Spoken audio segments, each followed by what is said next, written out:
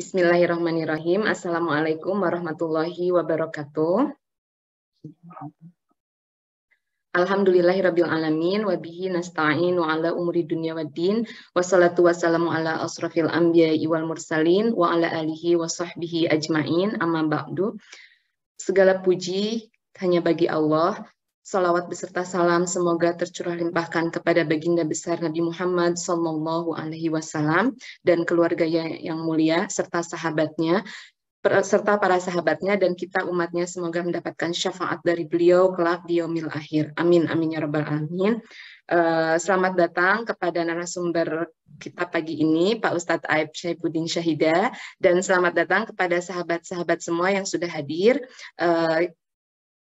Kajian pagi ini bertemakan 8 penyakit jiwa yang harus dihindari dan akan dimoderatori oleh sahabat kita semua, Teh Dini. Kepada Teh Dini dipersilahkan. Nuhun Teh Desi. Sami-sami Teh. Assalamualaikum warahmatullahi wabarakatuh. Semoga semua dalam keadaan sehat walafiat. Ibu-ibu, kayaknya ada bapak-bapak juga. Baik, kita langsung saja. Topik kali ini adalah mengangkat mengenai 8 penyakit jiwa yang harus dihindari. Bukan dalam arti jiwa penyakit jiwa mental ya, tapi jiwa mungkin lebih ke hati, ke kalbu, dan juga kepada sifat seperti itu. Karena Allah Subhanahu wa Ta'ala menganugerahkan jiwa pada manusia yang nilainya tak terhingga. Kita sering merasakan suka, duka, kecewa, derita, dan sebagainya. Tapi mungkin dalam Islam kita dilarang untuk berlarut-larut dalam sifat-sifat seperti itu. Nah, untuk mengetahui 8 penyakit jiwa yang harus dihindari menurut Islam dan juga menurut Allah Subhanahu wa Ta'ala, kita langsung saja mendengarkan kajian dari Pak Ustadz Aib. Waktunya 40 menit. Mangga Ustadz, silakan. Baik, bismillahirrahmanirrahim. Assalamualaikum warahmatullahi wabarakatuh. Alhamdulillahi rabbil alamin. Alhamdulillahi rabbil alamin. Assalatu wassalamu ala sayyidina Muhammadin wa ala alihi wa sahbihi ajma'in. Raditu billahi rabba wa bil islami dina wa bi Muhammadin nabiyya wa rasula. Allahumma inna nas'aluka ilman nafi'an wa rizqan tayyiban wa amalan mutaqabbalan wa shifaan min kulli da'in wa saqamin bi rahmatika ya arhamar rahimin. Subhanaka la ilma lana illa ma 'allamtana innaka antal alimul hakim. Jamaah sekalian, teteh-teteh, ibu-ibu, mungkin juga ada bapak-bapak, sahabat pengajian Perancis yang dirahmati Allah. Kita senantiasa bersyukur kepada Allah Subhanahu wa Ta'ala yang telah memberikan berbagai kenikmatan kepada kita, sehingga mudah-mudahan kita menjadi hamba-hamba Allah, orang-orang yang senantiasa bersyukur kepadanya. Karena dengan semakin kita bersyukur kepada Allah, maka yakin nikmat itu dan Allah akan menambahnya, juga Allah akan memberikan kebahagiaan kepada kita semua.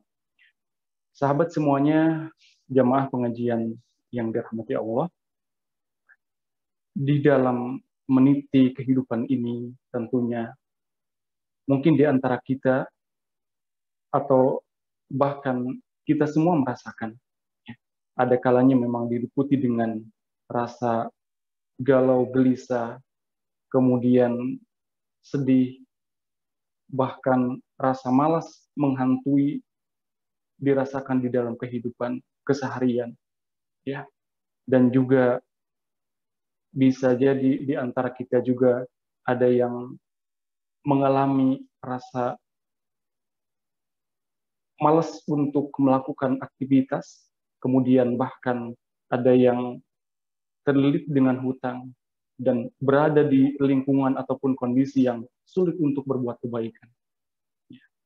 Dan baginda Rasul Muhammad SAW mengisyaratkan kepada kita di dalam salah satu hadis bahwa untuk mengentaskan itu semua ada sebuah doa yang sesuai dengan tema kita kali ini terkait dengan penyakit jiwa yang kita berupaya untuk menghindarinya. Dan di dalam doa itu sesuai dengan pembahasan kita ada 8 poin.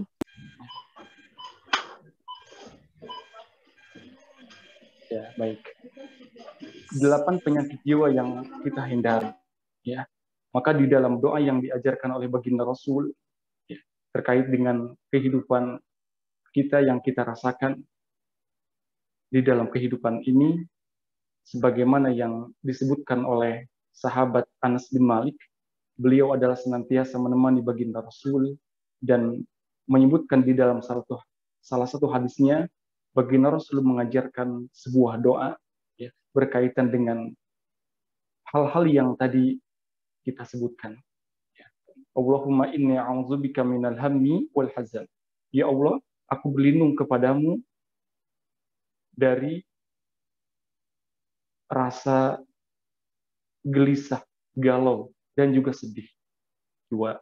Kemudian yang ketiga keempatnya, wa'udzubika minal ajzi wal kasal. Aku berlindung kepadamu dari lemah dan malas. Ya. Kemudian wa'udzubika minal jubni wal bukhl. Dan aku berlindung kepadamu dari pengecut dan juga kikir, bakhil. Wa a'udzubika min ghalabati daini wa qahri rijal.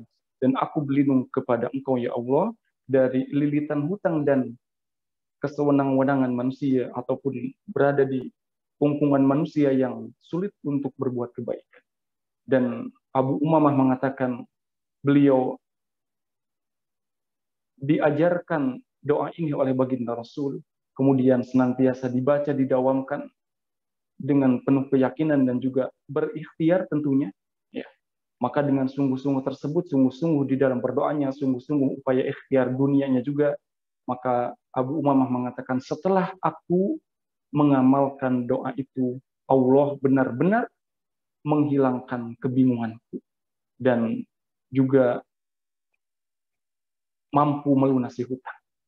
Jadi bagaimana di dalam doa ini isyarat kepada kita memang di dalam kehidupan, ya. Kalaupun tidak semua kita rasakan, ya mungkin di dalam keseharian ada kalanya mungkin merasa gelisah, ada kalanya merasa sedih, ya. Kemudian juga dan sifat-sifat yang lain.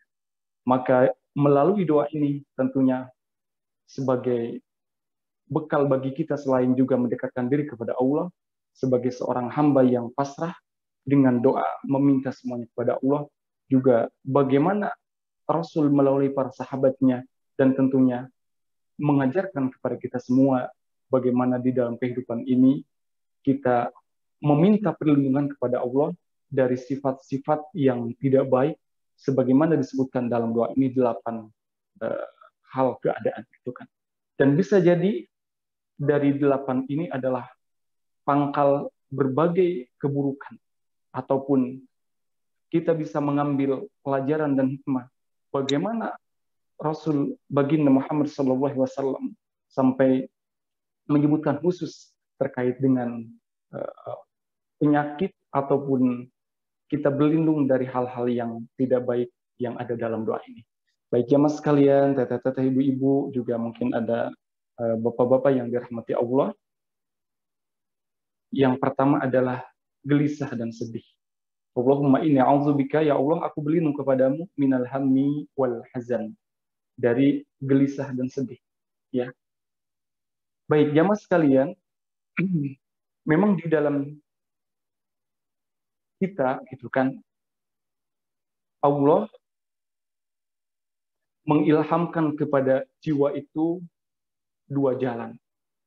Jalan kebaikan dan jalan keburukan. Kita bisa mentadaburi bagaimana Allah Subhanahu wa taala berfirman di dalam Al-Qur'an surat Asy-Syamsi, bagaimana begitu indah Allah menyebutkan bersumpah yang pertama dengan matahari, wasyamsi waduhaha, matahari dan bersinar ketika di waktu duha pagi hari. Ya, kita mungkin merasakan ketika matahari itu menyinari dunia, kita sering merasakan bagaimana hangatnya dunia dan ada semangat kehidupan. Ya. Kemudian wal qamari idza talaha, dan begitupun bulan. Ya, ada matahari, ada bulan, bulan yang mengiringinya. Kemudian wan nahari idza jallaha, demi siang apabila menampakkannya. Ya, semuanya tampak kelihatan kalau siang hari. Kemudian wal-laili idza yaghshaha, dan demi malam apabila menutupinya gelap gulita. Malam kita tahu, maka malam itu ada 3 kelompok orang. Ada yang berbuat biasa saja, ada yang berbuat kebaikan, ada yang berbuat kejahatan ketika malam hari. Ya, karena ketika orang berbuat kebaikan, dia bangun malam untuk bertakarub kepada Allah, karena sholat malam tentunya tidak bisa dilaksanakan di siang hari. Begitupun ada orang yang berbuat kejahatan di malam hari. Ya, berbuat kejahatan karena dia berpikir tidak kelihatan oleh manusia, ya, gelap gitu kan. Nah, Allah bagaimana bersumpah dengan malam ini. Kemudian wassama'i wa ma banaha, dan demi langit serta pembinaannya yang menakjubkan. Kita tahu langit tanpa tiang tapi bisa berdiri kokoh. Kemudian setelah langit wal ardi wa ma tahaha, bumi dengan hamparannya. Ya, bahwa bumi ini begitu luas, kita merasakan bagaimana kita semua, ya, ada yang di Perancis, ada yang di Indonesia, mungkin ada yang di Hong Kong dan di tempat yang lainnya. Tetapi itu semua adalah bumi Allah. Wal ardi wa mataha. Kemudian yang ketujuh, kalau tadi hampir ya dikatakan berpasangan kan, ada matahari kemudian juga bulan. Ada siang, ada malam, kemudian ada langit, ada bumi. Dan yang ketujuh adalah di ayat ketujuhnya, wa nafsi wa ma sawaha. Ya, Allah bersumpah demi jiwa serta penyempurnaan penciptaannya. Jadi ketika Allah melalui malaikat meniupkan ruh, ya, sempurna, ya, jiwa itu dalam artian, ya, mungkin dalam bahasa Indonesianya kan bisa bernapas gitu kan, ditiupkan ruh. Ya, jadi wa nafsi wa ma sawaha, dan demi jiwa serta penyempurnaan ciptaannya. Nah, ayat selanjutnya fa'alhamaha fujuraha wa taqwaha. Allah mengilhamkan kepada jiwa tersebut, kepada nafs tersebut, fujuraha wa taqwaha. Ya, fujur diartikan adalah kejahatan, asyal. Kemudian taqwaha, fa'alhamaha fujuraha wa taqwaha. Taqwa, ya, maka bagaimana di dalam jiwa kita ada 2 hal yang saling tarik-menarik. Ya, ada tarikan kepada kejelekan, kejahatan, ya, fujur, ya, ini dikomandani oleh setan. Kemudian tarikan kepada kebaikan, takwa, ya, ini bagaimana bisikan malaikat. Maka bagaimana kita bisa senantiasa mengikuti bisikan, karena manusia kan di antara kedua itu, ya, bisa jadi posisinya lebih baik daripada malaikat, bisa jadi lebih jelek daripada setan. Nah, maka Allah mengilhamkan fa'alhamaha fujuraha wa taqwaha. Allah mengilhamkan kepada kita itu, ya, kepada jiwa, kepada nafs itu adalah fujuraha wa taqwaha. Maka di ayat selanjutnya, qad aflaha man zakkaha wa qad khaba man dassaha. Beruntung orang yang senantiasa mensucikan jiwanya, dan tentunya sebaliknya merugi orang yang mengotori. Ya, jamaah sekalian, teteh-teteh, ibu-ibu, jamaah pengajian yang dirahmati Allah. Nah, jadi bagaimana jiwa nafs kita itu senantiasa mengikuti bisikan ketakwaan, bisikan malaikat. Ya, tadi fa'alhamaha fujuraha wa taqwaha. Maka tentunya kita tidak mau di dalam keseharian, ya, ada rasa-rasa yang disebutkan di dalam doa ini. Maka bagaimana baginda Rasul mengajarkan doa kepada kita? Minta perlindungan kepada Allah dari sifat-sifat yang tidak baik. Nah, yang pertama itu adalah gelisah, kemudian juga sedih. Allahumma inni a'udzubika minal hammi wal hazan. Ya Allah, aku berlindung kepadamu dari hammun, gelisah, ya, galau, ya. Gelisah akan masa depan yang belum jelas dan penuh dengan kekhawatiran. Banyak kegelisahan, banyak kekhawatiran, banyak kecemasan yang mendalam, dan takut kehilangan hak. Ya, takut kehilangan anak mungkin, takut kalau istri takut kehilangan suami, suami takut kehilangan istri, takut kehilangan pekerja, takut kehilangan tempat tinggal, takut kehilangan kendaraan, diliputi berbagai ketakutan-ketakutan. Nah, maka Aiz Al-Qarni, penulis buku yang fenomenal La Tahzan itu, yang sudah diterjemahkan ke berbagai bahasa, menyebutkan bahwa jangan sampai bersedih, ya, karena kalau kita terlalu mengkhawatirkan masa depan, ya, yang belum jelas, karena masa depan bukan punya kita. Begitupun masa yang telah lampau, punya kita adalah sekarang ini. Kalau hari itu mungkin ada besok, ada kemarin, ada hari ini. Ya punya kita hari ini. Hari besok belum tentu kita sampai, kemarin sudah terlewat, ya punya kita adalah saat ini. Kalau hari ini. Nah, maka bagaimana kita supaya tidak gelisah, ya, jangan sampai terlalu mengkhawatirkan akan masa depan, ya. Ya, jadi orang yang gelisah, orang yang galau itu dia mengkhawatirkan masa depan, takut kehilangan berbagai hak, ya, tadi takut kehilangan apapun, ya. Baik, kemudian supaya kita tidak gelisah, maka harus berbuat kebaikan, ya, harus berbuat kebaikan. Nah, di antara kebaikan itu adalah kejujuran, ya, jujur di dalam ucapan, jujur di dalam tindakan, ya. Di dalam keseharian kita, yang mungkin sebagai seorang istri jujur kepada suami, suami pun jujur kepada istri, anak jujur kepada orang tua jujur juga kepada anak, yang mungkin kalau ada majikan jujur kepada pembantu, begitupun pembantu sebaliknya kepada majikannya, ya. Semuanya, punya tetangga juga jujur kepada tetangga. Ya, ini dengan kejujuran ini akan membuat kita tenang. Ya, maka di dalam hadis yang diriwayatkan oleh Imam Ahmad, da' ma yaribuka ila ma la yaribuk. Tinggalkan dan beralihlah dari sesuatu yang meragukanmu kepada sesuatu yang tidak meragukanmu. Da' ma yaribuka ila ma la yaribuk. Fa inna sidqa tuma'ninatun. Ya, jadi kejujuran itu akan mendatangkan tuma'ninah, ketenangan. Ya, kita mengenal tuma'ninah biasanya di dalam sholat. Ya. Jadi sholat itu kan harus tuma'ninah, harus tenang. Ya, makanya ukurannya membaca subhanallah. Ya, ketika kita ruku kan subhanallah sampai tenang, karena tenang itu bagian daripada rukun sholat. Nah, begitupun di dalam kehidupan, supaya kita tenang, ya dengan berbuat kejujuran, ucapan ataupun tindakan. Ya, fa inna sidqa tuma'ninatun. Sungguh kejujuran lebih menenangkan jiwa. Ya. Wa innal kadhiba ribatun. Dan sebaliknya, dusta ataupun kebohongan itu menggelisahkan. Nah, jadi supaya kita tidak gelisah, ya harus senantiasa jujur. Nah, itu poinnya. Baik, selanjutnya adalah sedih. Ya, di antara kita tentunya jamaah, teteh-teteh, ibu-ibu, jamaah semuanya kan tidak mau sedih. Bukan siapa yang sedih. Nah, selain berdoa kepada Allah, juga kesedihan biasanya akibat masa lalu yang buruk yang menimpa, gitu kan. Ya, dihantui dengan masa lalu yang tadi, yang terbayang-bayang bisa jadi gitu kan. Nah, walaupun sesekali kehidupan masa lalu itu perlu dilihat sebagai ibrah tentunya kan, sebagai pembelajaran.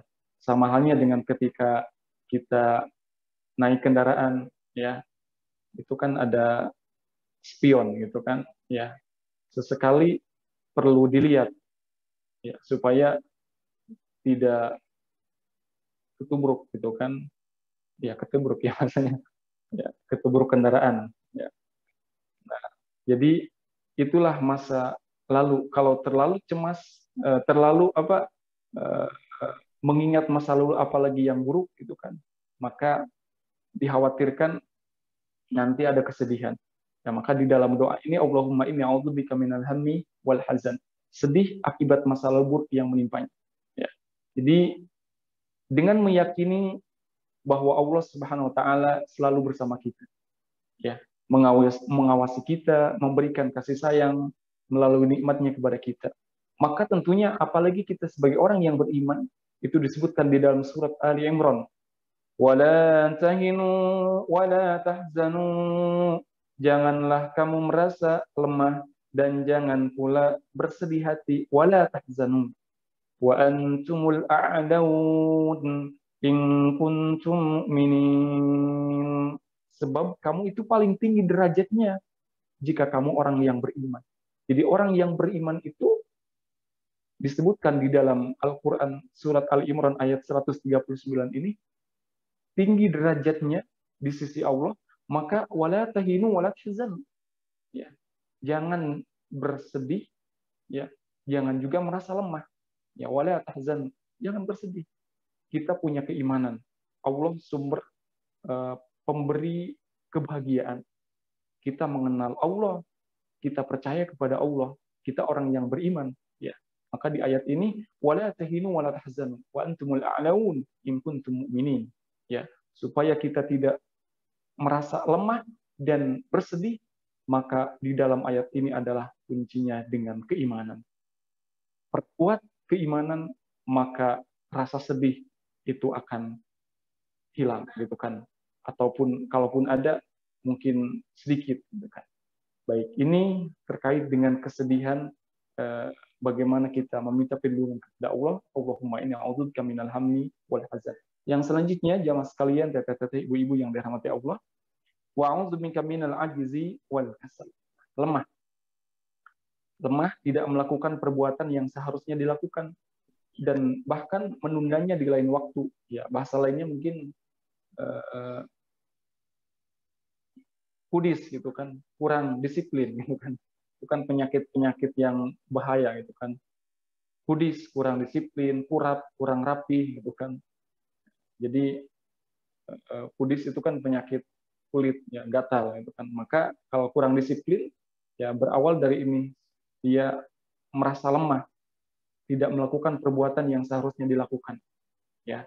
Nah, di dalam salah satu hadis itu bahwa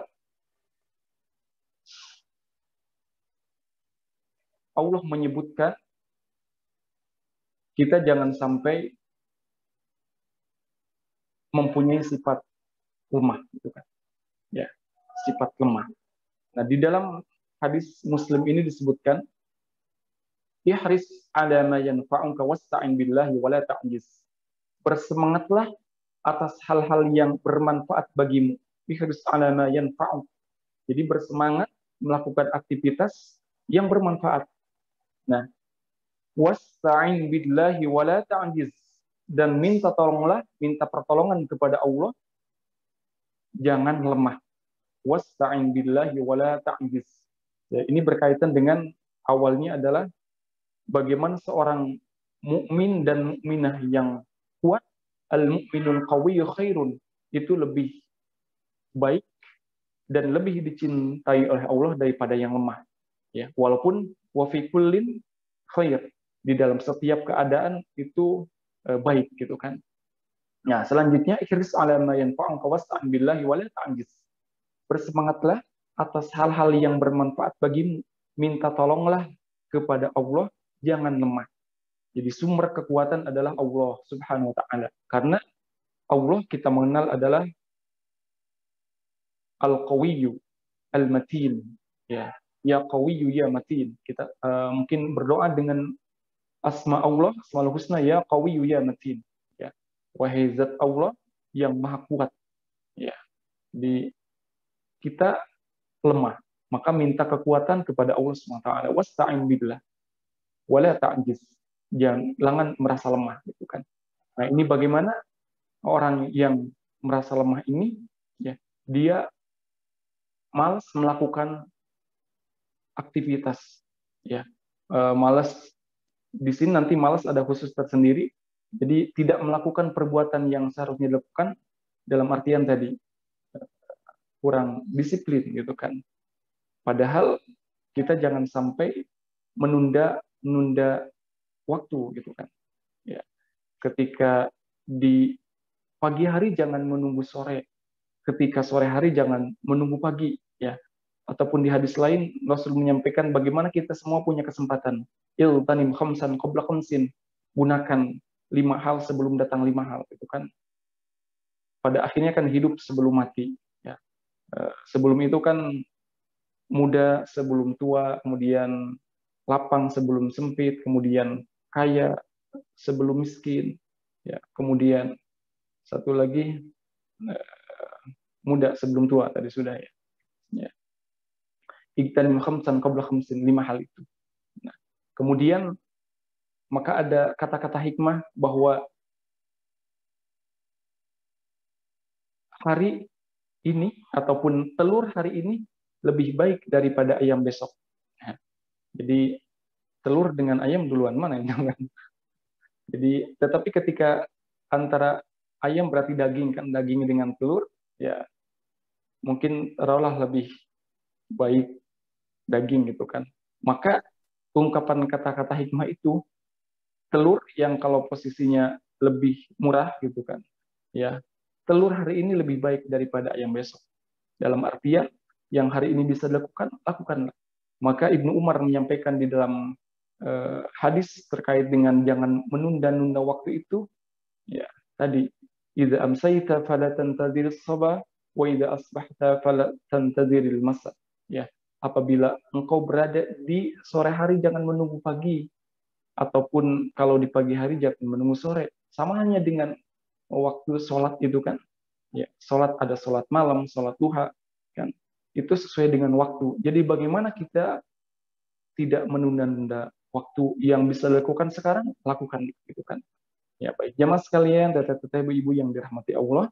Selanjutnya yang keempat berarti kan, a'udzubika minal ajzi wal kasal. Nah ini malas, malas, malas gerak katanya kan. Malas tidak adanya kemauan dan merasa berat melakukan pekerjaan. Nah, dan ini biasanya diawali rasa malas ini dari pagi hari ataupun dari bangun.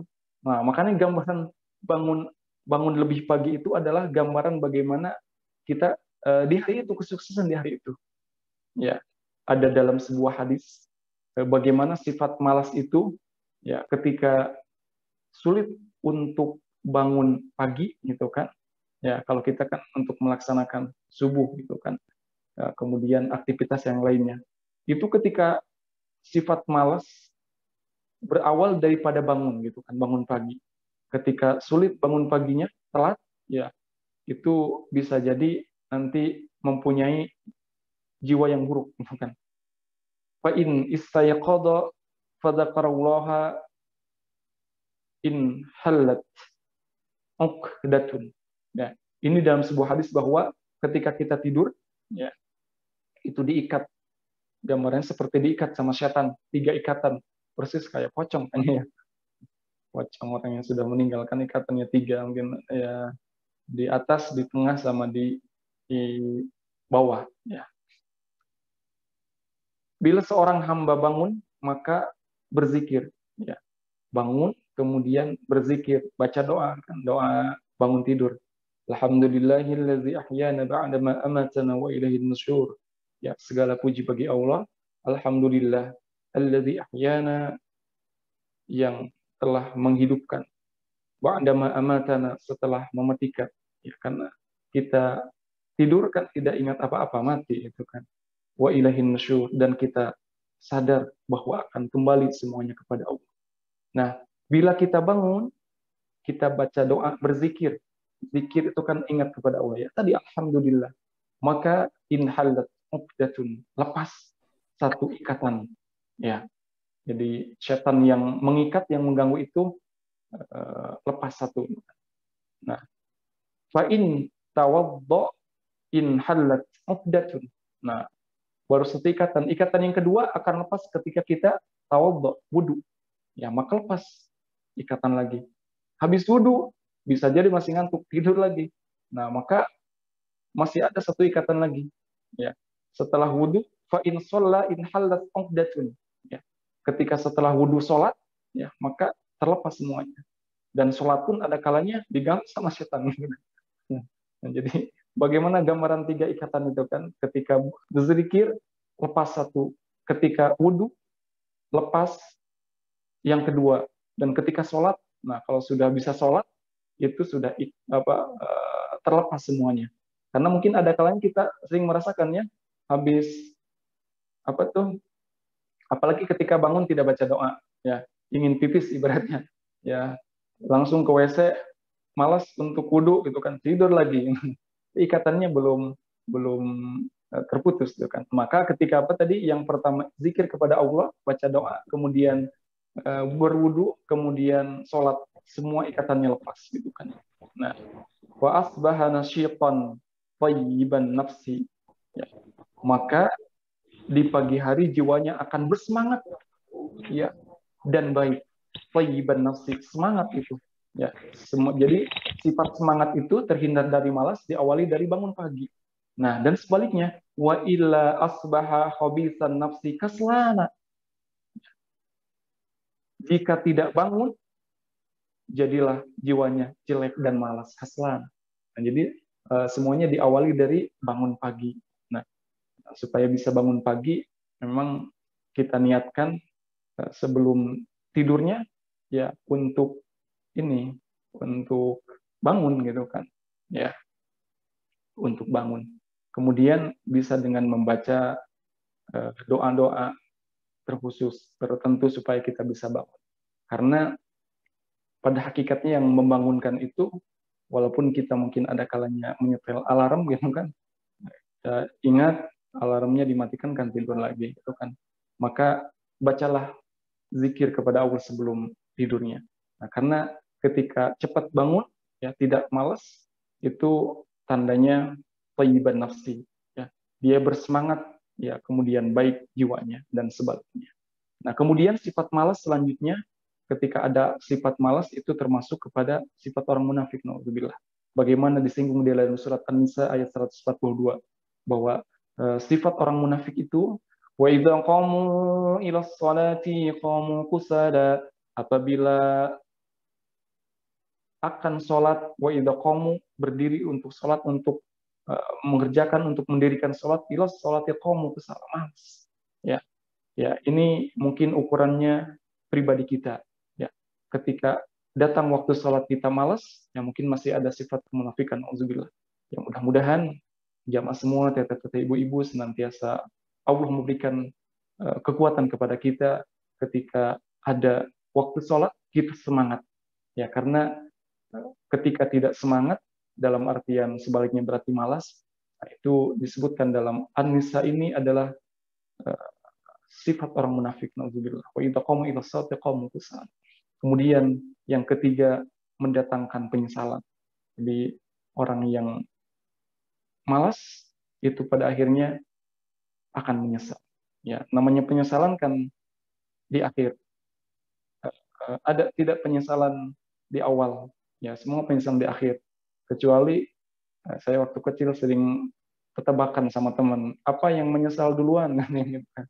Yang menyesal duluan, karena penyesalan di akhir semuanya. Ada katanya, ketika melewati apa tuh, pagi-pagi melewati pematangan sawah,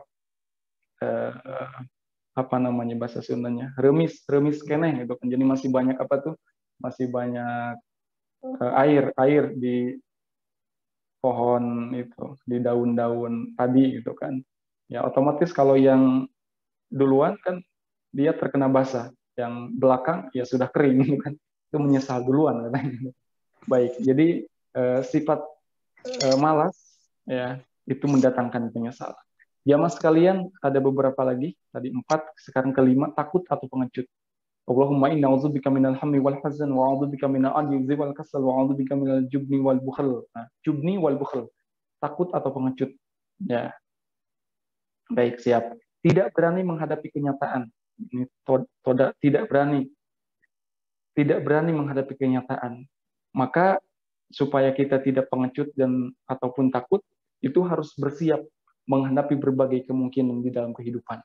Ya, Ibnu Hazm mengatakan bahwa bersiap menghadapi sesuatu yang tidak disukai. Ya, berkurang sedihmu bila sesuatu itu datang. Jadi intinya supaya kita tidak penakut, harus bersiap siaga gitu kan di dalam apapun gitu kan, supaya berani menghadapi kenyataan, ya itu tidak menjadi penakut. Selanjutnya minal jubni wal bukhl, kikir ataupun pelit. Ya. Pelit menahan harta dengan tidak menunaikan hak dan kewajiban, ya di dalam berkaitan dengan ini. Ya makanya gambarnya ini cuma ilustrasi, ya. Dompetnya terborgol kan, terkunci. Ya. Ya kenapa bisa pelit? karena terlalu berlebihan cinta terhadap harta gitu kan. Nah, ini penyakit yang menghidap umat akhir zaman gitu kan, hubbud dunia, terlalu cinta dunia. Ya, dunia kita senantiasa mengetahui dan bahas bahwa sebagai wasilah. Ya, karena memang kita hidup di dunia, maka menikmati ataupun dunia ini sebagai fasilitas digunakan karena memang kita hidup di dunia. Tetapi tentunya bagaimana adanya kikir ataupun pelit, ya biasanya orang terlalu berlebihan terhadap cinta harta gitu kan. Akhirnya kan pelit ataupun kikir ini berkaitan dengan berarti memberi gitu kan, sedekah. Ya, ketika orang kikir, ya kan tidak memberi, tidak bersedekah, tidak berinfak, ya, dia menahan. Padahal ada hak orang lain. Nah, kita berlindung kepada Allah dari sifat ini, dari sifat bukhil ini. Ya, karena orang yang bakhil itu adalah merasa dirinya cukup serta mendustakan pahala terbaik, mendustakan surga itu kan. Maka pada akhirnya Allah menyebutkan akan menyia-nyiakannya baginya jalan yang sukar. Orang yang bakhil, ya nanti dia akan mendapati kesukaran, kesulitan-kesulitan. Dan tentunya hartanya tidak bermanfaat baginya apabila dia telah binasa. Setelah kita meninggalkan, tentunya harta yang ditinggalkan itu dibagikan kepada ahli waris. Ya, syukur kalau digunakan dalam kebaikan. Nauzubillah kalau digunakan oleh ahli waris dalam kemaksiatan. Ya, padahal capek-capek mengumpulkan. Nah, maka supaya tidak kikir, kita harus senantiasa ingat kepada bagaimana kematian. Ya, wa amma man bakhila wastaghna wa kadzdzaba bil husna, dan adapun orang-orang yang bakhil dan merasa dirinya cukup, ya, wa kadzdzaba bil husna, dan dia mendustakan hal terbaik, disebutkan adalah al-jannah, surga, fasanuyassiruhu lil usra, maka kelak kami akan menyiapkan baginya jalan yang sukar. Auzubillah gitu kan. Banyak harta tetapi sukar. Padahal kita menginginkan dengan adanya fasilitas itu kan mudah. Kan? Nah, di ayat ini ketika banyak harta tetapi sukar, itu adalah orang yang bakhil. Nah, kemudian terakhir, wa a'udzubika min ghalabatid dayn wa qahrir rijal, terlilit hutang dan dikuasai orang lain, atau dalam artian kita sulit melakukan kebaikan ataupun ada di lingkungan, ada di penguasaan orang-orang yang berbuat zalim itu kan. Terkait dengan hutang sudah kita bahas dulu sebelumnya. Ya, mudah-mudahan teteh-teteh jamaah semuanya senantiasa Allah berikan kemudahan di dalam kehidupannya sehingga tidak punya hutang, dan siapapun yang punya hutang mudah-mudahan Allah mudahkan untuk melunasinya. Kemudian kita pun berlindung kepada Allah dari qahrid rijal, ya, karena itu berada di pengawasan kekuasaan orang lain, ya biasanya memang berkaitan dengan hutang ini. Orang yang berhutang umumnya merasa tertekan, ya, apalagi ketika dia tidak sanggup membayar gitu kan. Maka ada kalanya bisa jadi rela melakukan apapun karena dikuasai oleh orang yang meminjamkan. Apalagi orang yang meminjamkannya, ya dia orang yang berbuat kezaliman. Auzubillah. Baik, demikian. Mudah-mudahan waktunya cukup, dan mohon maaf apabila lebih dan ataupun ada kurang. Terima kasih semuanya. Nanti bisa kita diskusikan karena ini terkait dengan 8 hal yang kita bahas ini adalah berkaitan dengan kehidupan kita sehari-hari. Ya, mudah-mudahan sekali lagi kita mendoakan jamaah semuanya, teteh-teteh, ibu-ibu pengajian ini senantiasa terhindar dari 8 sifat ataupun 8 penyakit ini. Amin ya rabbal alamin. Demikian, hasbunallahu wa ni'mal wakil, ni'mal maula wa ni'man nasir. Sementara ditutup dulu. Assalamualaikum warahmatullahi wabarakatuh.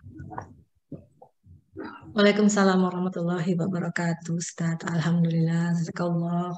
Terima kasih tadi Ustaz atas kajian dan ilmunya. Karena waktunya juga sudah mepet-mepet, jadi kita langsung saja Ustaz. Mangga kalau mau minum terlebih dahulu. Kepada Mbak Berta, silakan Mbak Berta, ditunggu pantunnya, mangga. Ya. Assalamualaikum warahmatullahi wabarakatuh. Anak kecil mandi di kali, berenang di kali menjadi hobi. Ustadz Aep bersua kembali dalam rangkaian Maulid Nabi.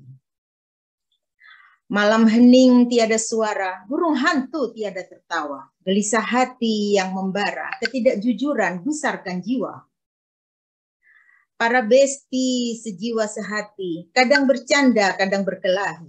Kesedihan datang silih berganti, lupa mensyukuri nikmat ilahi.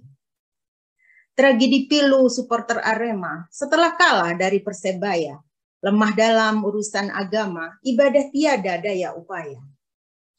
Investigasi untuk memperjelas olahraga kini jadi prahara. Jalani hidup mager dan malas, di akhirat pasti akan sengsara. Maju mundur si tukang parkir, tak hati-hati bisa terjungkir. Ngaku Gracie Rich tapi kikir, untuk sedekah banyak pikir-pikir. Besti palsu yang saling sikut, katanya besti, nyatanya begini. Hidup was-was berselimut takut, jiwa pengecut tiada berani. Besti berlomba dalam prestasi, saling menggali potensi diri. Hutang di dunia tiada dilunasi, bangkit di akhirat sebagai pencuri. Olahan pisang kue Nagasari, olahan gula bernama gulali. Hutang runtuhkan harga diri, kesewenangan akan memonopoli. Siswa pandai dan bertalenta datang ke Paris. Siswa pandai dan bertalenta datang ke Prancis dengan beasiswa. Dalam doa Rasulullah meminta terhindar 8 penyakit jiwa. Wassalamualaikum warahmatullahi wabarakatuh. Waalaikumsalam warahmatullahi wabarakatuh. Wah, Mbak Berta udah bikin kesimpulan dari yang Ustadz Aep tadi sampaikan ya Mbak Berta ya, dari A sampai Z, Masya Allah. Baik, kita langsung aja ke sesi pertanyaan karena waktunya juga sudah tidak banyak. Ini sudah ada pertanyaan yang masuk, tapi mungkin bisa dibacakan langsung oleh Ibu Idar. Bagaimana Ibu Idar? Apakah mau dibaca langsung atau saya bacakan? Assalamualaikum.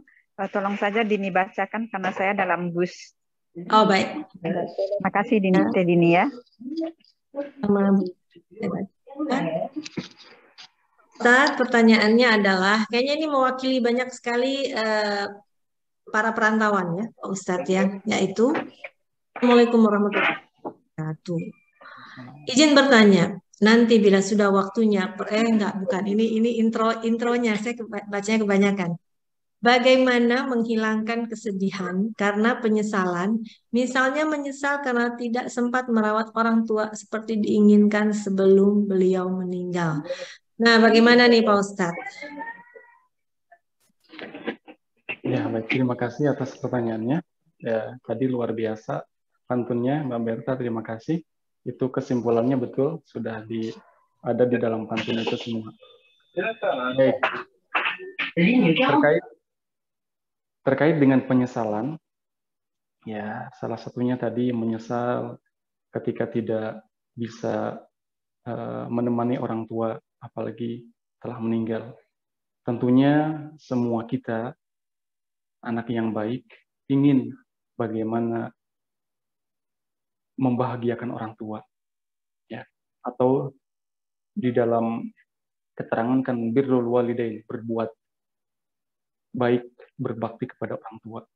Dan tentunya ketika berbuat baik, berbakti kepada orang tua, ya, birrul walidain, ya, berbuat baik, berbakti, gitu kan. Makanya ketika ada saudara tetangga kita yang lahir, kita doakan mudah-mudahan taat, menjadi anak yang soleh-solehah, taat kepada Allah dan Rasul-Nya, kemudian berbakti kepada kedua orang tuanya.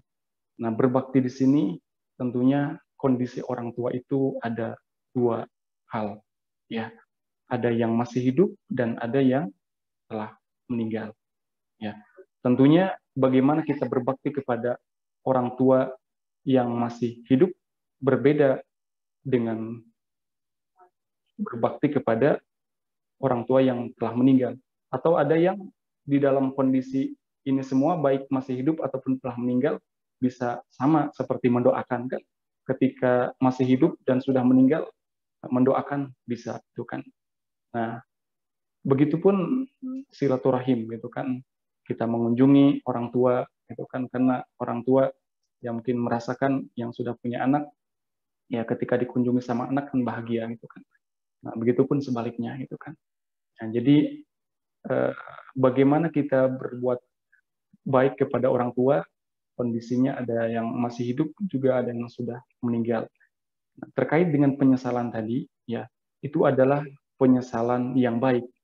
Nah, tetapi penyesalan yang baik itu harus jangan sampai kita terlalu dalam kesedihan, ya. Karena tadi terkait dengan masa lalu gitu kan, masa lalu.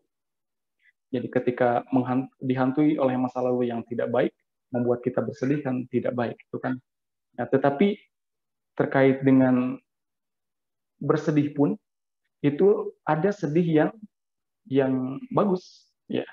Di dalam sebuah hadis itu disebutkan bahwa ketika kita bersedih karena melakukan perbuatan dosa, ya, maka persaksikanlah anta mu'minun, di dalam dirimu ada keimanan, ya.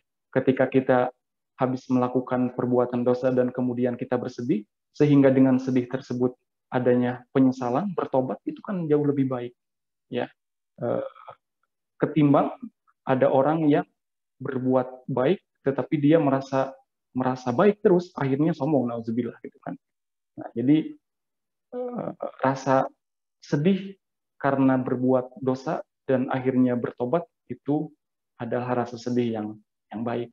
Nah, kemudian penyesalan ketika orang tua sudah tiada, kemudian karena mungkin tempat di perantauannya jauh, Allah Maha tahu. Dalam artian ketika kita berniat baik, kemudian ditunjukkan dengan mendoakan gitu kan.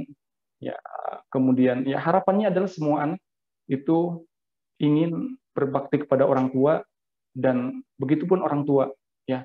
Orang tua ketika, ya, kami di sini menemani para santri gitu kan, ada kalanya berbincang dengan orang tua gitu kan. Apa harapan orang tua? Kami menginginkan anak yang soleh katanya. Ya, kalau laki-laki ketika nanti kami meninggal, dia yang mengurus kami itu kan. Ya, sebagaimana kewajiban orang yang masih hidup kepada orang yang meninggal kan, mulai dari memandikan, kemudian mengkafani, kemudian menjadi imam sholat katanya. Ya, jadi itulah keinginan orang tua. Dan kita tidak tahu yang masih hidup ini. Ya, mungkin ada kalanya kita melayat kepada takziah kepada orang yang meninggal, kita tidak tahu, ya, apakah nanti kita ada yang melayat. Tapi memang harapannya adalah orang tua itu bisa disolatkan, bisa diurus sama anaknya. Begitupun kita yakin bahwa anak yang baik keinginannya adalah mengurus orang tuanya. Nah, ketika sekarang apalagi mungkin ada yang di perantauan, ya, senantiasa berdoa kepada Allah, kita saling mendoakan, mudah-mudahan semua anak itu kan bisa berbakti kepada orang tua, dan tadi yang bisa dilakukan ketika orang tua masih hidup dan sudah meninggal itu adalah dengan doa, gitu kan. Doa bisa kita panjatkan, senantiasa mendoakan kepada orang tua ataupun meminta kepada Allah, ya Allah, berikanlah kepada saya kesempatan untuk bisa berbakti dengan, ya walaupun tidak tahu kan, ya tidak ada yang tahu di antara kita kapan meninggalnya, ya. Tapi ketika senantiasa mendoakan, itu kan, ya ini bisa kita panjatkan. Jadi senantiasa saling mendoakan antara orang tua dengan anak. Dan tadi penyesalan, memang ketika penyesalan itu yang berbuah kepada kebaikan, itu baik gitu kan, seperti tadi. Ya, ketika menyesal karena berbuat dosa dan bertobat, itu disebutkan fa anta mu'min, itu tanda ada keimanan. Nah, jadi dengan menyesal ibaratnya di antara jamaah orang tuanya yang sudah tiada dan tidak sempat bertemu terakhir, ya kita masih bisa berbuat kebaikan, ya selama masih hidup di dunia, terus saling mendoakan, didoakan, karena doa itu tadi kepada orang tua yang masih hidup ataupun yang sudah meninggal juga bisa, itu kan. Ya, bagaimana sekarang senantiasa mendoakan? Ya terus mendoakan, itu kan, selama kita masih hidup. Demikian teh mungkin yang bisa ditanggapi terkait dengan bagaimana penyesalan ya memang keinginan orang tua dan anak yang baik itu seperti itu. Mangga, atur nuhun. Baik Pak Ustadz, terima kasih. Semoga cukup Bu Idar. Bagaimana? Berarti kita lewat doa ya Pak Ustadz ya, lewat doa, lewat ibadah, berusaha menjadi anak solehah atau anak soleh kali ya Pak Ustadz ya. Salah satunya mungkin itu ya Pak Ustadz ya. Baik, pertanyaan berikutnya datang dari Teh Dewi. Teh Dewi ini adanya di Semarang, Teh Dewi ini. Assalamualaikum Ustadz. Kalau kita pilih-pilih dalam meminjamkan uang, apa kita termasuk pelit atau kikir Pak Ustadz? Soalnya minjemnya orang itu lagi gitu loh Pak Ustadz. Gimana nih Pak Ustadz? Silakan. Iya. Beda tipis memang antara apa namanya pelit dengan hati-hati. Nah, kalau kita pilih-pilih mungkin dalam rangka hati-hati gitu kan. Karena kalau pelit kan tidak baik gitu kan. Ya, kita tentunya tadi dalam rangka hati-hati kan bisa memilih. Karena ketika kita berinfak pun memberikan kepada yang lain ataupun mungkin dalam hal ini pun memberikan pinjaman ya, memberikan pinjaman, menghutangkan bagaimana di dalam bersedekah berinfak pun itu kan ada ininya, ada etikanya. Dalam artian kita jangan terlalu berlebihan walaupun kita mengetahui dari sejarah bahwa bagaimana luar biasa keimanan Abu Bakar As-Siddiq itu kan.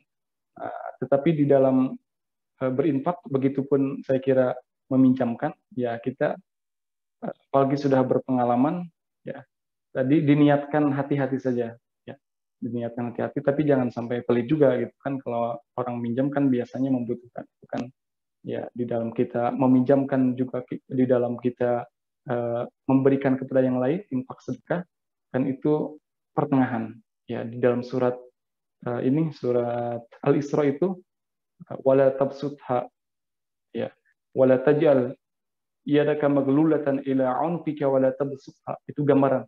Jangan engkau mengalungkan tanganmu ke dalam leher. Ya. Jangan juga terlalu ini terbuka gitu kan. Tangan itu dalam artian kita pertengahan gitu kan. Ataupun salah satu sifat hamba Allah yang Maha Penyayang itu ada 10 sifatnya dan di antara sifatnya adalah wa idza anfaqu lam yusrifu wa lam yaqturu wa kana baina dzalika qawama. Surat Al-Furqan. Jadi hamba Allah yang Maha Penyayang ibadur rahman apabila dia berinfak ya lam yusrif wa lam yaqturu dia tidak terlalu berlebihan juga tidak terlalu pelit ya wa kana baina dzalika qawama tetapi pertengahan ya jadi begitupun di dalam meminjamkan itu kan ya kalau ada kemudian yang meminjamnya memang betul kan apalagi sudah terbiasa kan kita tahu gitu kan ya bagaimana dia baik, punya etikat untuk mengembalikan, ya kita pinjamkan. Karena memang dia memerlukan. Ya diniatkan ketika kita membantu orang lain, pasti akan dibantu kita sama Allah. Apalagi nanti di akhirat, itu kan. Wallahu fi aunil abdi, maka al-amru fi auni akhi. Gitu kan. Orang yang membantu hambanya akan dibantu sama Allah. Gitu kan. Nanti ketika apa namanya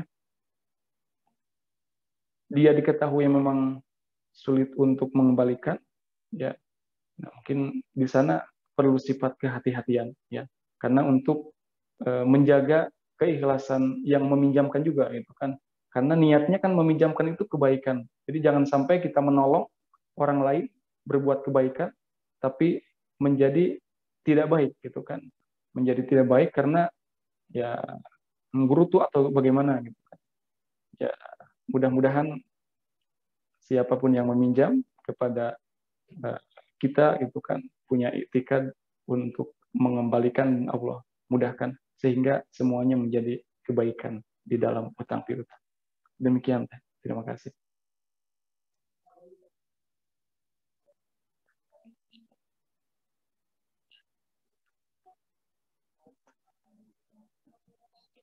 Suaranya. Oh iya. Ya. Baik Pak Ustadz. Nuhun pisan Pak Ustadz atas jawabannya. Semoga cukup jelas ya Teh Dewi atas jawaban Pak Ustadz tadi. Kalau yang saya tangkap jadi Pak Ustadz boleh aja Pak Ustadz ya kita menolak pinjaman dalam arti misalkan yang kita pinjamin itu nggak pernah bayar gitu ya Pak Ustadz ya gitu kan. Jadi itu kan bukan suatu sifat yang buruk ya Pak Ustadz ya. Karena kalau misalnya kita minjemin terus ke orang yang nggak pernah bayar, terus kita ngeliat orang yang minjem kita tuh jalan-jalan gitu Pak Ustadz ya. Lagi makan-makan gitu, tapi buat bayar nggak bisa. Boleh ya Pak Ustadz ya, berarti kita menolak demi kehati-hatian gitu ya Pak Ustadz ya. Jadi tersinggung ya jadinya. Jadi tersinggung ya. Lihat orang lain jalan-jalan padahal punya utang ya. Ya, Pak Ustadz. Jadi kan istilahnya kita tadi Pak Ustadz bilang kuncinya orang meminjam itu karena butuh gitu ya Pak Ustadz ya. Jadi kuncinya di situ kita lihat apakah benar-benar dia butuh gitu ya Pak Ustadz ya. Baik, semoga cukup jelas ya Teh Dewi ya. Pertanyaan berikutnya sebelum kita ke Teh Dika, mungkin Teh Dika pertanyaan terakhir adalah masih menyambung Ustadz pertanyaan tadi datang dari Kang Deddy, yaitu kalau misalnya rasa penyesalan tadi ini Bang Ustadz kepada orang tuanya sudah meninggal, terus kita memohon ampun gitu kepada orang tua yang sudah meninggal, kira-kira masih berlaku nggak Ustadz atau dimaafkan atau bagaimana nih Pak Ustadz? Silakan Pak Ustadz, mangga. Baik, terkait dengan meminta ampun ya, dalam bahasa Indo kan bertobat itu kan ya. Kalau para ulama menyebutkan bahwa bagaimana cara tobat itu kan ya, cara tobat yang 4 itu, menyesal, kemudian berjanji tidak akan mengulangi lagi, kemudian ketika berkaitan dengan hak adami ya, sesama manusia kan harus ditunaikan ya, punya utang harus dibayar juga, kemudian ketika berkaitan dengan Allah itu kan ya, minta ampun kepada Allah ya. Jadi terkait dengan minta ampun ataupun ya tadi penyesalan itu kan bagian daripada tobat itu kan, syarat tobat itu kan, tobat yang betul-betul dalam bahasa Al-Quran itu kan taubatan nasuha ya, itu ada ketentuan-ketentuannya. Nah, salah satunya adalah ya ada penyesalan dan berjanji tidak akan mengulangi kembali. Jangan sampai seperti Tomat kan katanya tobat maksiat, bukan pedas tapi caldei gitu kan, dan begitulah gambarannya kan. Orang banyak terganggu dengan sambal biasanya gitu kan, sudah tahu kondisi perutnya sakit tetapi ya begitulah gitu kan, itu kan gambaran di dalam tobat juga gitu kan ya. Jadi bagaimana penyesalan bagian daripada tobat yang diterima itu kan, dan berjanji tidak mengulangi kembali itu kan, karena seorang mukmin, seorang muslim yang baik itu dia tidak akan terjerumus ke dalam lubang yang sama gitu kan ya, ke dalam lubang yang sama dalam artian mungkin kalau lubang diibaratkan kesalahan dosa ke dalam pada dosa yang sama ya. Kemudian ketika berkaitan dengan hak adami ada yang harus ditunaikan, harus dibayar karena kalau punya tunggakan berarti kan hutang, tadi terkait dengan hutang ya, kemarin sudah kita bahas sebelumnya bagaimana dahsyatnya kalau punya utang gitu kan, ketika orang yang sudah dijamin masuk surga saja ketika masih punya utang kan nanti menggantung gitu kan. Nah, berkaitan dengan kepada manusia ditunaikan gitu kan. Kalau kepada Allah juga seperti punya hutang sholat ya ditunaikan gitu kan. Punya utang puasa ditunaikan. Nah, bagaimana kepada kedua orang tua ya, tadi penyesalan bagian daripada tobat gitu kan. Tobat yang betul gitu kan. Karena memang harus ada penyesalan ya, supaya tadi tidak gitu lagi gitu kan. Nah, semuanya berawal dari penyesalan. Itu adalah tobat gitu kan. Nah, ketika masih punya punya tanggungan, taruhlah hutang gitu kan kepada orang tua gitu kan. Ya kan ada ahli warisnya. Ya, ahli warisnya termasuk diri sendiri ya gitu kan. Nah, bisa bermusyawarah dengan saudara gitu kan, dengan saudara. Kalau mungkin ada adik, ada kakak gitu kan, ditunaikan. Ya, kalau secara langsung punya utang ya kepada ahli waris gitu kan, dimusyawarahkan gitu kan dengan ahli waris gitu kan. Termasuk kalau anak berarti kan termasuk ahli warisnya ya, musyawarah sama saudara gitu kan. Nah, karena memang sudah tiada ya dosa, ibaratnya pernah merasa menyakiti hati orang tua gitu kan. Ya orang tuanya sudah tidak ada. minta ampun, minta maaf kepada saudara, ya yang tersakitinya orang tua. Ya tadi penyesalan. Ya, penyesalan dengan berbuat baik kepada orang tua setelah meninggal. Ya mendoakan. Ya, mendoakan. Kita yakin bahwa dalam hadis itu kan ketika meninggal, ya ada yang tetap berngocor gitu kan, ataupun sampai 3 hal itu kan, sedekah jariyah, ilmu yang bermanfaat, ataupun ya bisa yang ketiga, anak soleh yang mendoakan. Itu peluang gitu kan, doa anak kepada orang tua itu tidak ada penghalang, ya selama dia tidak menyekutukan Allah. Ya, jadi ya mudah-mudahan dengan senantiasa didoakan, ya Allah Maha tahu atas kondisi hati hambanya, gitu kan?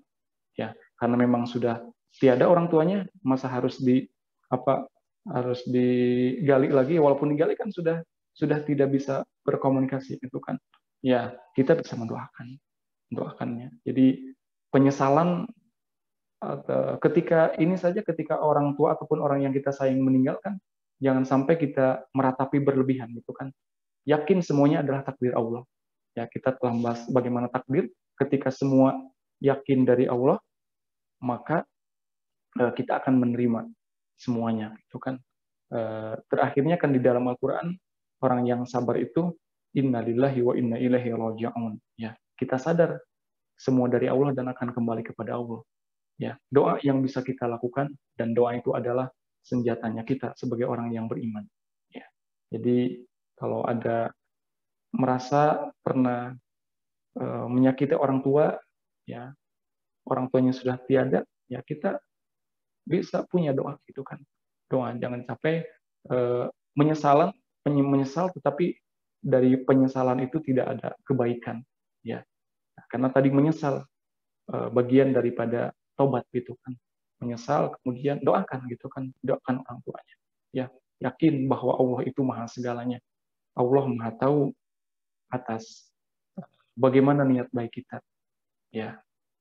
Sama halnya dengan tadi yang nyambung dengan yang di perantauan. Ya. Ketika punya keinginan yang besar untuk membahagiakan orang tua, walaupun bisa jadi jauh di perantauan, kemudian juga perlu biaya yang besar, gitu kan. Ketika keinginan itu ada dan Allah Maha tahu, yakin Allah akan membantu pada waktunya. Ada saja jalan, gitu kan. Ya. Jadi dahsyat kekuatan doa, apalagi orang tuanya yang sudah tiada, senantiasa didoakan. Ya, senantiasa didoakan karena terpaut antara bagaimana perasaan anak dengan orang tua. Demikian teh yang bisa ditanggapi. Mudah-mudahan semuanya bisa membahagiakan orang tua kita semua. Amin. Amin, amin ya rabbal alamin. Jazakallah Ustaz, terima kasih atas jawabannya. Semoga bisa menjawab pertanyaan dari Kang Deddy ya. Pertanyaan berikutnya datang dari Teh Dika. Mangga Teh Dika, langsung saja. Ya, Teh Dini. Assalamualaikum warahmatullahi wabarakatuh, Ustaz. Waalaikumsalam warahmatullahi wabarakatuh. Terima kasih. Ustaz, saya masih belum mengerti mengenai makna dari tawadu itu, Ustaz. Misalkan tawadu itu seperti apa? Misalkan ada orang gitu, misalnya ngenyek kamu apa gitu, cuman lulusan SD, padahal kitanya tuh lulusan Harvard misalnya. Nah, untuk tawadu kita itu diem aja. Karena tawadu gitu, Ustaz. Nah, itu makna tawadu itu seperti apa, Ustaz? Terima kasih. Ya. Baik, terima kasih. Teh Dika tadi ya. Teh Dika Febrina. Tawadu. Tawadu punten ya di Sunda, orang Sunda biasanya abi mah tawadu cenah. Bahasa Sundanya tara mawa duit, bukan tara mawa duit. Tawadu itu lawan daripada sifat ini. Sifat sombong, gitu kan. Ya, sombong lawannya adalah tawadu, ya, merasa rendah diri, gitu kan. Ya, merasa rendah diri, dan janji Allah melalui nabinya, orang yang merasa rendah diri sebenarnya dia mudah untuk Allah meninggikan derajatnya. Dan orang yang merasa tinggi diri, ya sombong, itu mudah bagi Allah untuk merendahkannya. Ya, jadi tawadhu lawan daripada sifat sombong. Ya, kebalikannya, kalau sombong itu adalah di dalam salah satu hadis disebutkan al-kibru, kibr itu kan, makanya yang punya sifat sombong itu sesuai dengan sifat Asmaul Husna Allah gitu kan, ini Allah yang maha besar, Allahu Akbar. Ya, ketika kita sholat kan Allahu Akbar, Allah yang maha besar. Walahul kibriya'u fis samawati wal ardh. Jadi yang punya kesombongan itu kan punya Allah semuanya, itu kan. Maka orang yang sombong itu sifatnya dalam hadis itu adalah al-kibru, orang yang sombong itu batarul haq wa ghamtun nas. Dia menolak ataupun melecehkan kepada kebenaran, batarul haq, ya, menolak kebenaran, wa ghamtun nas, dan dia meremehkan orang lain, ya, meremehkan manusia, orang lain, gitu kan. Kamu cuma itu ya. Jadi tawadhu lawan daripada sombong, dan orang yang tawadhu, orang yang rendah, merasa rendah gitu kan, ya, jadi nanti Allah akan tinggikan. Ya, jadi memang ini bagaimana sifat tawadhu ini lawan daripada sombong, dan itu apa namanya, sifat terasakan di dalam kalbu, di dalam hati, tetapi bisa nampak dari kegiatan ataupun dari kata-kata, bisa jadi gitu kan. Nah, dari kata-kata kita di dalam keseharian, ya. Jadi di dalam pendidikan gitu kan kepada anak-anak gitu kan, bagaimana kita melatih sifat tawadhu ini, ya, senantiasa bagaimana anak supaya berani gitu kan, ya. Jadi bagaimana rendah diri itu kan, rendah diri ini itu orang yang merasa rendah diri, tadi Allah akan mudahkan untuk dia naik gitu kan, karena pada hakikatnya yang menaikkan dan meninggikan itu Allah, ya. Jadi izzah, ya, harga diri gitu kan, ya, innal izzata lillahi jami'a. Jadi ketika ada orang sombong, sebenarnya itu dia merendahkan dirinya gitu kan, dan orang tawadhu sebenarnya di hadapan Allah itu tinggi gitu kan, ya. Jadi bagaimana dilatih kita dari keseharian ini, kemudian juga dari perkataan kita kepada orang lain, ya. Jadi jangan, ada kalanya memang orang itu tidak sesuai dengan tampilan, ya, antara isi dengan luarnya, cangkangnya gitu kan, ya. Jadi bagaimana mengkondisikan itu semua. Baik, itu mungkin yang bisa ditanggapi. Jadi tawadhu adalah lawan daripada kesombongan, dan tadi orang yang sombong itu adalah meremehkan orang lain dan dia menolak kebenaran, dan orang yang tawadhu itu adalah mudah Allah untuk menaikkan derajatnya, ya. Jadi merasa rendah diri, tetapi bukan berarti minder gitu kan, ya, optimis dan percaya diri, ya. Jadi tadi tawadhu ya lebih kepada itu, kepada kesombongan gitu kan, ya. Orang yang sombong ya tadi sifatnya gitu kan, ya. Demikian, atau mungkin yang lain yang mau menambahkan juga dipersilakan. Demikian teh yang bisa ditanggapi, hatur nuhun. Baik Pak Ustadz, semoga bisa menjawab Teh Dika bagaimana? Mungkin bisa menjawab ya. Karena kan memang Pak Ustadz ada istilah yang saya ingat Pak Ustadz ada istilah yang menyatakan bahwa jangan minta dihormati karena jabatanmu gitu ya Pak Ustadz. Bisa jadi orang yang menghormati kita selama ini adalah hanya formalitas gitu ya Pak Ustadz ya. Jadi bisa juga kita juga jangan terlalu merendahkan diri gitu ya Pak Ustadz, karena ilmu yang kita punya itu adalah rezeki dari Allah gitu ya Pak Ustadz ya. Itu kata yang selalu saya pegang, itu ada seseorang menyatakan kepada saya seperti itu. Nah, semoga Teh Dika tadi cukup menjawab ya Teh Dika pertanyaan jawaban dari Pak Ustadz. Ini Pak Ustadz masih ada lagi pertanyaan, satu lagi, masih ada waktu Pak Ustadz? Mangga. Baik, pertanyaannya dari Teh Firza atau Cici. Bismillahirrahmanirrahim. Ustadz, izin bertanya, kalau mengingatkan orang tua mengenai hutang piutang itu tidak berkah, tidak baik, lalu orang tua justru marah dan kecewa pada kami karena merasa sudah membesarkan anak-anaknya sendiri dengan susah payah. Wah, susah payah berarti ya. Malah seperti ini balasan dari anaknya. Pak Ustadz bisa ikut baca barengan dengan saya, Pak Ustadz. Ayah sudah meninggal, jadi kami sebagai anak dianggap kurang ajar, padahal mengingatkan dengan kata santun dan hati-hati kami harus bagaimana Ustadz.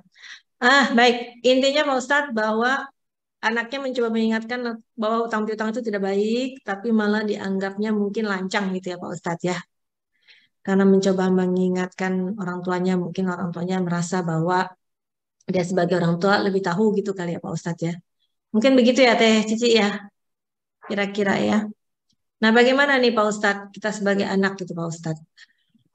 Silakan Pak Ustadz, mangga. Ya, baik. Mengingatkan orang tua tentunya sudah sesuai dengan ini, dengan di dalam surat Al-Isra gitu kan. Ya. Jadi bergaul, bermuamalah dengan orang tua dengan yang cara yang terbaik gitu kan. Wasahibhuma fid dunya ma'rufa, ya. Tadi telah disampaikan bahwa dengan kata-kata yang baik gitu kan.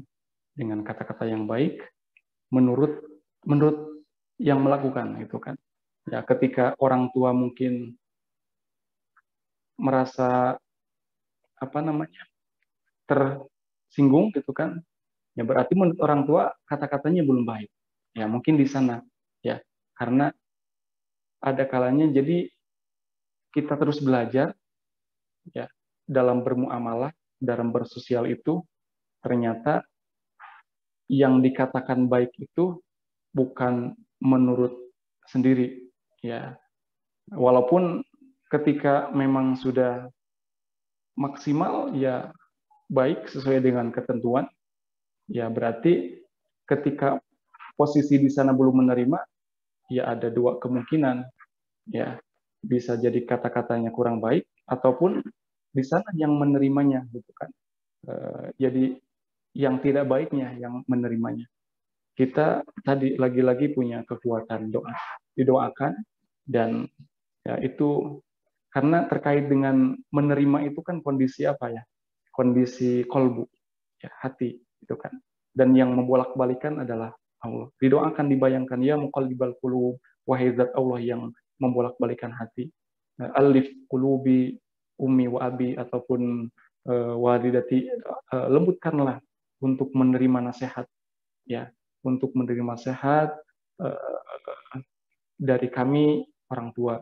Ataupun mungkin kalau memang ada kalanya ini ya, kalau orang tua bukan dinasihati, walaupun mungkin tadi kan posisinya walaupun itu menasihati itu kan ya, biasanya ada ini kan gengsi lah gitu kan, gengsi. Makanya tadi keluar ya kami kan sudah membesarkan biamu gitu-gitu udah disampaikan. Ya bisa mungkin caranya tadi dalam rangka dengan kata-kata yang baik, mungkin dengan pihak ketiga lah gitu kan. Karena memang biasanya yang saya rasakan gitu kan, dan itu berat memang ketika orang tua kita tahu dalam kondisi ini, ya kita kan belajar dibiayai tentunya sama orang tua gitu kan, dan disinilah kita berat untuk mengungkapkan kebaikan. Kita tahu ketika orang tua ya kurang pas gitu kan, kita akan menasihati, dan itu memang ada ego ya. Saya sendiri ketika kondisi tidak baik gitu kan, anak mengabari gitu kan, rasanya ya kurang bisa menerima gitu kan. Ya itu mungkin ada sifat itu. Maka bisa digunakan orang ketiga gitu kan. Ya mungkin sama siapa lah gitu kan. Mungkin teteh yang tadi yang mengalami dan bertanya, saya kira lebih mengetahui. Bisa, karena ini memang mengingatkan terkait hutang ini kan penting juga gitu kan. Penting juga gitu kan. Jadi bisa tadi menerjemahkan dengan yang baik gitu kan, bisa dengan pihak ketiga, karena dikhawatirkan tadi ada gengsi gitu kan untuk mendengar itu kan. Tapi mudah-mudahan nanti kita doakan, mudah-mudahan teteh yang ada itu kondisi dengan orang tua, mudah-mudahan Allah mudahkan komunikasinya juga dengan orang tuanya, mudahkan untuk menerima. Mungkin teknisnya gitu kan bisa saya kira disiasati gitu kan sama orang ketiga, sama siapa gitu kan, mungkin yang dia segani gitu kan, saya kira tahu gitu kan. Begitu mungkin yang bisa ditanggapi, Mbak. Baik, Pak Ustadz. Jazakallah. Semoga cukup jelas ya, Cici. Mudah-mudahan masalah bisa bisa bisa apa namanya, bisa selesaikan dengan baik gitu ya. Pak Ustadz, saya ada pertanyaan nih Pak Ustadz mengenai kegelisahan. Tadi Pak Ustadz menerangkan mengenai kegelisahan. Kegelisahan yang berlebihan itu Pak Ustadz, misalkan kegelisahan karena takut tersaingi, kegelisahan karena takut tidak tercukupi gitu ya Pak Ustadz, atau kegelisahan mungkin takut tidak dihormati gitu. Berarti itu kan duniawi sifatnya Pak Ustadz. Bagaimana kalau hal itu terjadi pada orang yang sebenarnya kita mungkin melihatnya agamanya cukup baik gitu ya Pak Ustadz ya. Atau mungkin saya misalnya saya gelisah gitu ya Pak Ustadz, saya gelisah gitu takut gimana ya kalau saya nanti nggak bisa pulang gitu ya Pak Ustadz misalnya. Pak Ustadz nih misalnya nih nggak bisa ngurus pesantren nanti gitu ya Pak Ustadz gitu ya. Itu kan jadi pikiran juga gitu ya Pak Ustadz. Gimana ya gitu. Nah itu apakah itu manusiawi gitu Pak Ustadz? Bahwa ada kegelisahan seperti itu gitu. Ada rasa ketakutan seperti itu Pak Ustadz. Atau memang kita harus pasrah aja gitu Pak Ustadz. Atau mungkin kegelisahan itu malah membuat kita memacu untuk berusaha, untuk berikhtiar. Bagaimana menurut Pak Ustadz? Nuhun Pak Ustadz. Ya baik, terima kasih Nuhun Teh. Iya, itu terkait dengan kita kan tentunya di dunia ini kan menerima amanah dan anugerah, ya, amanah dan anugerah untuk disyukuri dan tentunya untuk ditunaikan. Ya, seperti tadi contohnya saya pun ya seperti itu, ya, diamanahi untuk menemani para santri, ya, ada rasa kekhawatiran, ya, mungkin di dunianya, ya, apa namanya, harus menyampaikan bertanggung jawab terlebih nanti di akhirat, ya, dan tentunya rasa itu adalah menjadi motivasi bagi kita, itu kan menjadi motivasi karena memang ketika di dalam beramal dan bersosial itu kita bisa semakin baik karena ada ini, ada gesekan-gesekan biasanya gitu kan, ya, semakin kuat, semakin halus, semakin baik gitu kan. Kalau pisau semakin runcing gitu kan, karena ada gesekan-gesekan gitu kan. Gesekan-gesekan nanti semakin halus. Begitupun dengan pribadi kita. Dengan banyaknya masalah gitu kan, itu adalah kalau kemarin saya sekilas mendengar pidatonya gubernur itu, ya, bahwa adanya inovasi itu bukan dari meditasi katanya, tapi dari ini, dari adanya masalah-masalah yang ada gitu kan. Makanya di dalam surat Al-Furqan itu, ya kita mesti bergaul, mesti kemudian tadi mungkin menerima amanah, gitu kan. Karena itulah kita manusia. Amanah kehidupan ini, ya Allah tawarkan kepada bumi, Allah tawarkan kepada gunung, kepada langit, kan semuanya menolak. Fa'abaina ayahmilnaha wasfaqna minha wa hamalhal insan. Ya kita manusia diberikan amanah.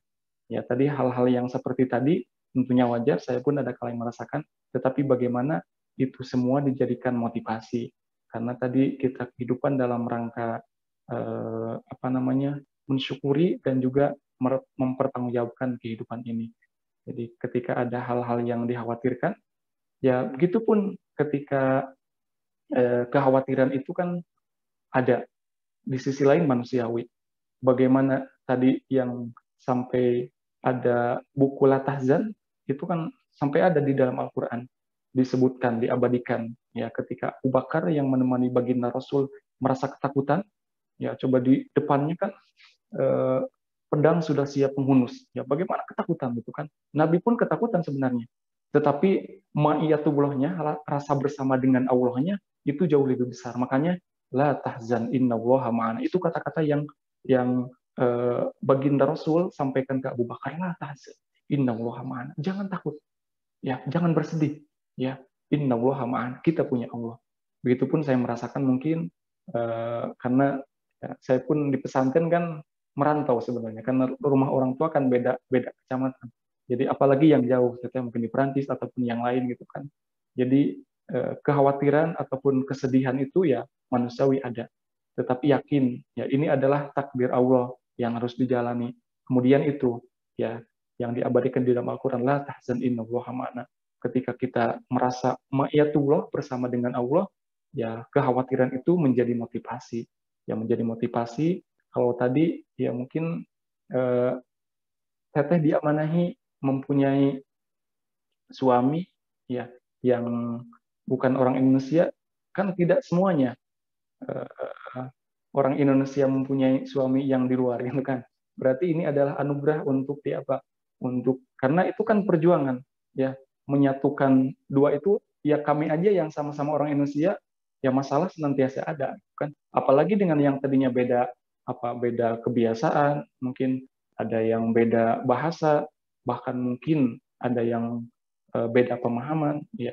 Jadi itu adalah perlu kita syukuri, sehingga nanti insya Allah Allah akan membantu. Kuncinya adalah ma'iyatullah ya, senantiasa bersama Allah gitu kan. Mudah-mudahan semuanya senantiasa semangat.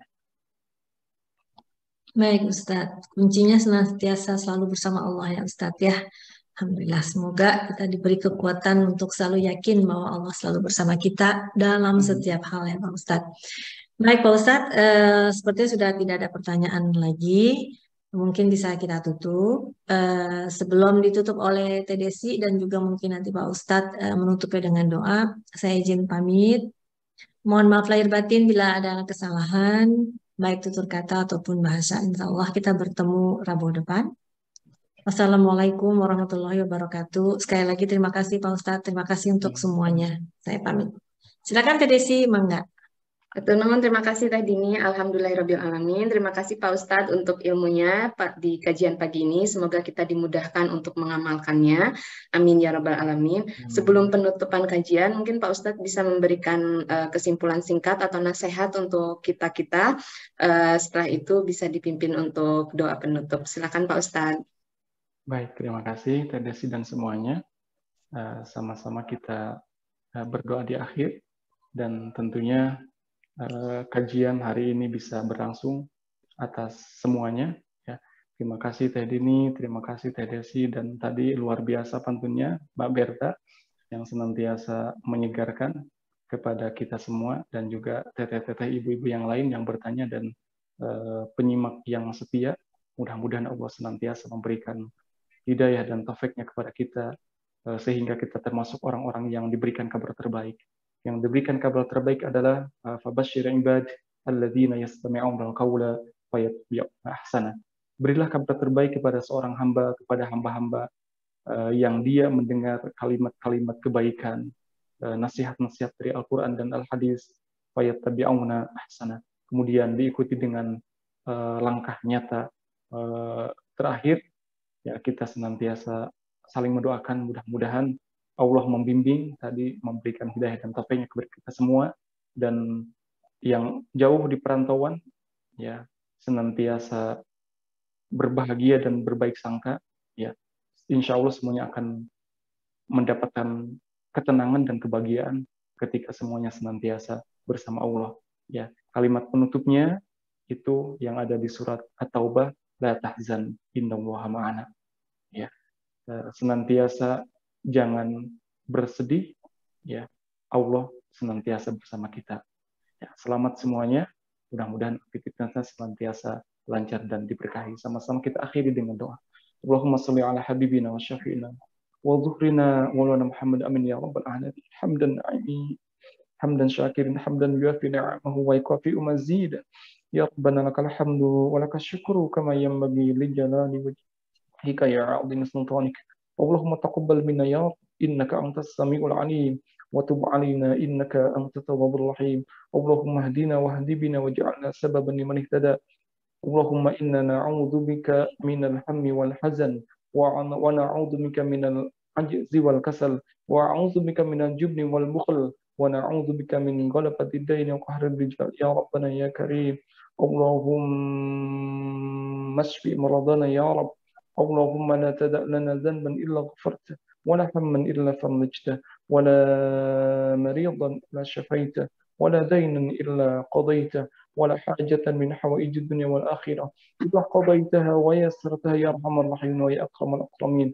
ربنا آتنا من لدنك رحمة وهيئ لنا من أمرنا رشدا. Ya Rabb, berilah petunjuk, berilah keberkahan kepada kami semua, lindungilah kami dimanapun berada ya Antal qawiyyu ya matin. Allahumma iyyaka na'budu wa laka nusalli wa nasjud wa narju rahmatak. Allahumma iyyaka na'budu wa iyyaka nasta'in. Ihdinas siratal mustaqim siratal ladzina an'amta 'alaihim ghairil maghdubi 'alaihim waladdallin. Allahumma arinal haqqa haqqan warzuqna ittiba'ah. Ya Rabb, tampakkanlah yang hak itu, yang baik itu baik, dan berilah kami kemudahan untuk mengikutinya. Warinal batila batila warzuqna ijtinabah. Dan tampakkanlah kebatilan, kejelekan itu jelek, dan jauhilah kami dari untuk mengikutinya. Rabbana atina fid dunya hasanah wa fil akhirati hasanah wa qina adzabannar. Subhana rabbika rabbil izzati amma yasifun wa salamun alal mursalin walhamdulillahi rabbil alamin. Hatur nuhun, terima kasih semuanya. Pamit mangga. Assalamualaikum warahmatullahi wabarakatuh. Waalaikumsalam warahmatullahi wabarakatuh. Terima kasih banyak Pak Ustadz Aep, Teh Dini, dan terima kasih untuk sahabat-sahabat semua yang sudah hadir. Insya Allah kita bertemu lagi Rabu depan. Kita tutup kajian ini dengan bacaan hamdalah bersama-sama. Alhamdulillahirabbil alamin. Dan doa kafaratul majelis. Subhanakallahumma wa bihamdika asyhadu an la ilaha illa anta astaghfiruka wa atubu ilaik. Amin ya rabbal alamin. Akhir kata, mohon maaf lahir dan batin. Wassalamualaikum warahmatullahi wabarakatuh. Waalaikumsalam warahmatullahi wabarakatuh.